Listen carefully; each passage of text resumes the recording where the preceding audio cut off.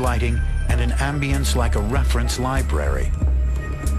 As things heat up, it becomes very quiet and it's very dark. We usually have the lights all the way down, and our job is to keep the situation calm and controlled and to make sure that we follow the procedures and we go through things by the book. So as things escalate, you would hope, and what we train to, is that the tempo here comes out the exact same.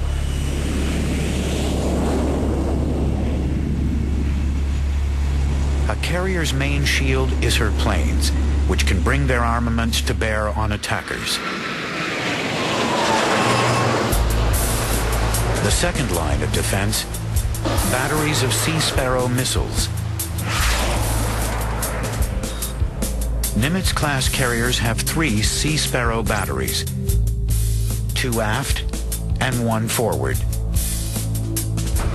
Each carries 8 missiles, able to lock onto and bring down a plane or cruise missile within 9 miles of the ship. When the target gets in close enough, our launcher will slew out towards the target, and I will fire. I'll push the button here, and I'll fire however many salvos I need to. I can fire 8 missiles in 40 seconds.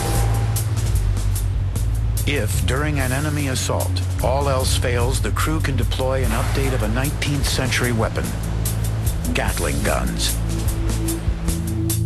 These 6-barreled radar-controlled arrays are called close-in weapon systems, CWIS for short. Each corner of the ship has a CWIS battery.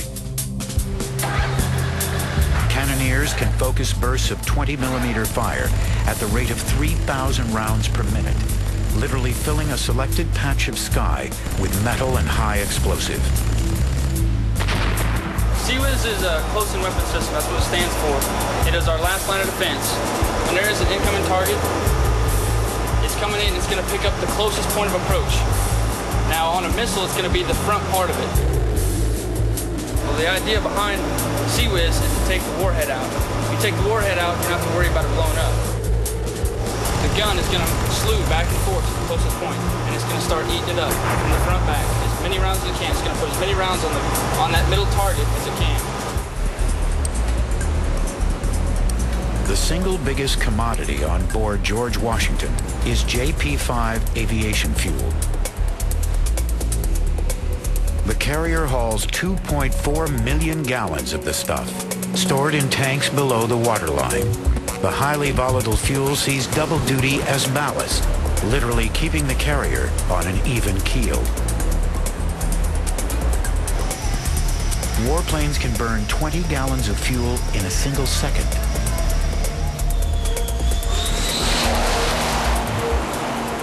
So while at sea, carriers like GW must take on jet fuel every few days. To connect with a refueling vessel, sailors shoot lines that they use to pull fuel hoses into place. Buffeted by one another's wakes, the vessels have to keep on course or risk disaster. With so much fuel on hand, fire safety is a primary concern.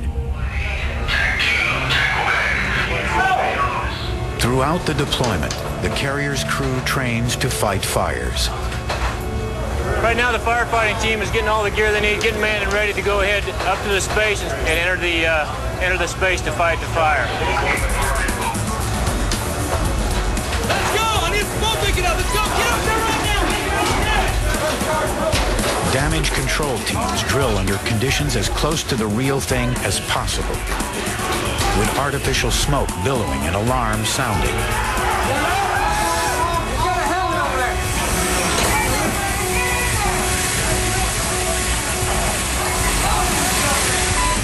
Because few calamities can play as much havoc with a ship as fire, every single crew member must be certified to use.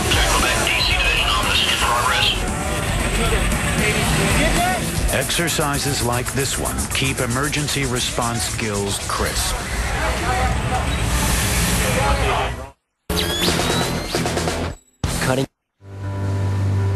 George Washington's 6 months on station in the Gulf are nearing their end.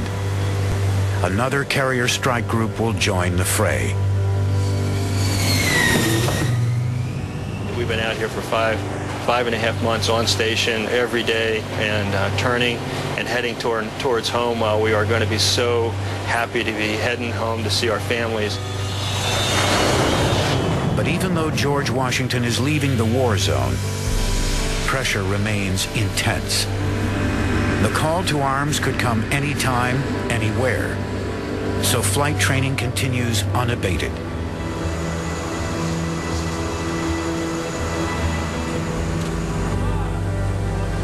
And as the carrier steams west, the crew maintains its physical fitness. Sailors work up a sweat in a makeshift gym with $1 billion view.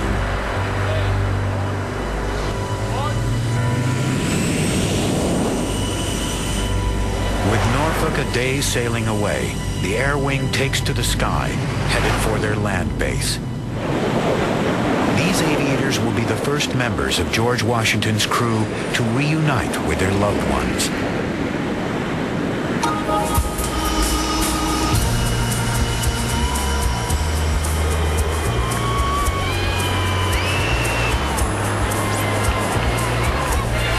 Today is the fly-in. The guys have been gone on a 6-month cruise to the Middle East, and they are coming back. They're flying in today, and we are just so excited to come back. In an airborne homecoming parade, each squadron passes overhead. These warriors are poised to enter the next phase. New aircraft, new postings, and new challenges to their skill and audacity. But now, it's time for family.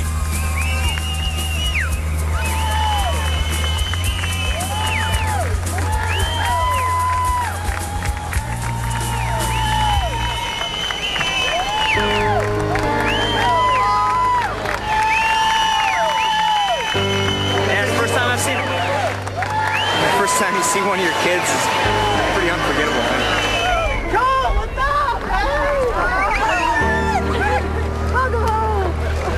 It's all about being safe, getting 11 airplanes back from the carrier all safe, all pilots are safe, and now I just need to get my crew back on board. They pull in tomorrow. Once I get them back safe, we'll be good to go. Naval Station Norfolk is vibrating with the emotional charge that comes when a major warship steams into home port, safe and sound.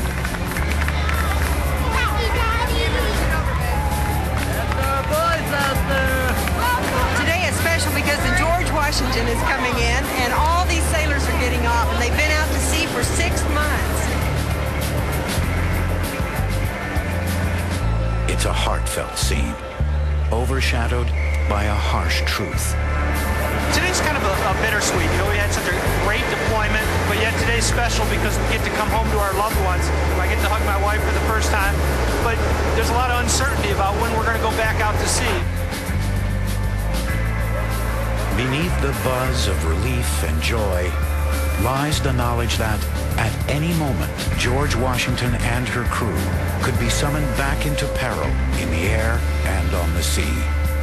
It's great to be home, but you know, the job isn't done. We're the ready carrier for the next 6 months. We came back from our deployment not ready to quit, but in fact trained up. Our magazines are full, our storerooms are full, our crew is trained, ready to respond to any emergency tasking, that kind of 911 call that our nation could use to get us back into action. Until that call, or until the next deployment, Nimitz-class carriers stand ready to serve. High-tech bulwarks of American defense.